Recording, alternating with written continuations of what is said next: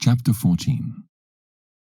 Then said Judith unto them, Hear me now, my brethren, and take this head, and hang it upon the highest place of your walls.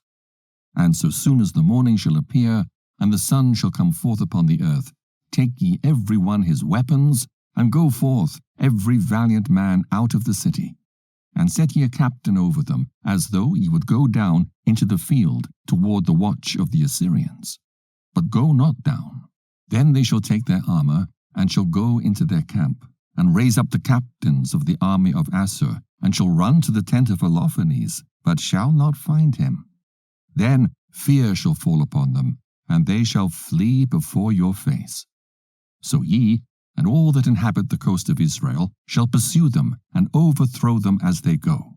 But before ye do these things, call me Achiah the Ammonite, that he may see and know him that despised the house of Israel, and that sent him to us as it were to his death. Then they called Achiah out of the house of Ozias.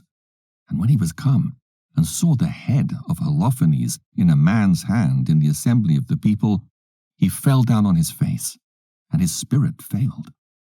But when they had recovered him, he fell at Judith's feet and reverenced her, and said, Blessed art thou in all the tabernacles of Judah, and in all nations, which hearing thy name shall be astonished. Now therefore tell me all the things that thou hast done in these days.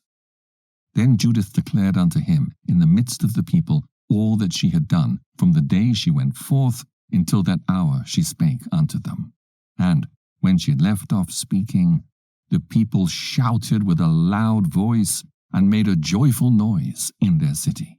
And when Achiah had seen all that the God of Israel had done, he believed in God greatly, and circumcised the flesh of his foreskin, and was joined unto the house of Israel unto this day. And as soon as the morning arose, they hanged the head of Holofernes upon the wall. And every man took his weapons, and they went forth by bands unto the straits of the mountain. And when the Assyrians saw them, they sent to their leaders, which came to their captains and tribunes, and to every one of their rulers. So they came to Holofernes' tent, and said to him that had the charge of all his things, Waken now, our lord, for the slaves have been bold to come down against us to battle, that they may be utterly destroyed. Then went in Bagoas, and knocked at the door of the tent, for he thought that he had slept with Judith.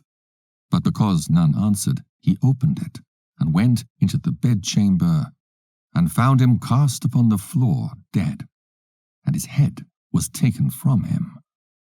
Therefore he cried with a loud voice, with weeping and sighing, and a mighty cry, and rent his garments. And he went into the tent where Judith lodged. And when he found her not, he leaped out to the people, and cried, These slaves have dealt treacherously. One woman of the Hebrews hath brought shame upon the house of King Nebuchadnezzar, for behold, Holofernes lieth upon the ground without a head. When the captains of the Assyrians' army heard these words, they rent their clothes, and their minds were wonderfully troubled. And there was a cry, and a very great noise throughout the camp.